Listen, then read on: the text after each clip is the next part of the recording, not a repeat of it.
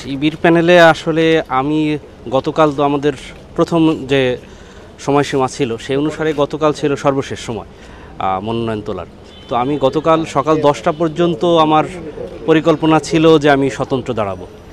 তো এরপরে তার আগে শিবির আমার কাছে একটা মেসেজ দিছে যে তাদের প্যানেলে যাওয়ার জন্য।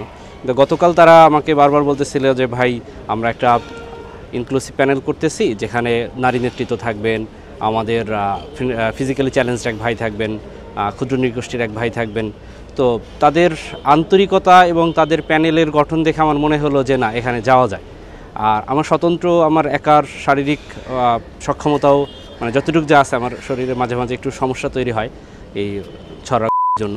তো সেই দিক দিয়ে আমার মনে হলো যে আমার একার পক্ষে কুলিয়ে ওঠা কষ্ট হবে। আর তারাও যেহেতু এতটা আন্তরিকতার সাথে আমাকে বলতেছে এবং একই সাথে তাদের প্যানেলের যে বৈশিষ্ট্য, এটা আমার কাছে একটু ভালো লাগছে।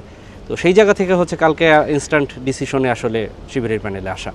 অন্য কোনো প্যানেল থেকে যদি অফার করা হতো বা অফার করা হয়েছে কিনা এটা একটু বলতে। অন্য কোনো প্যানেল থেকে আমার অফার করে নাই, এটা হচ্ছে প্রথম। আর অফার করা হতো বলতে, যদি অফার করতো তখন আসলে চিন্তার কথা আসতো, যেহেতু অফার করে নাই এটা নিয়ে আসলে কথা বলার কিছু নাই। আন্তর্জাতিক বিষয়ক সম্পাদক, মানে সেখান থেকে আপনি কতটুকু কাজ করতে পারবেন? আচ্ছা, আমি আমাদের এই কাজ করা বা আমাদের ইশতেহার, আমাদের যাবতীয় সব কিছু আমরা আসলে আজকে রাতে অথবা আগামীকালে আমরা এটা নিয়ে ডিসকাস করব। আমাদের মধ্যে কথা হবে এবং আগামীকাল আমরা প্রকাশ করব।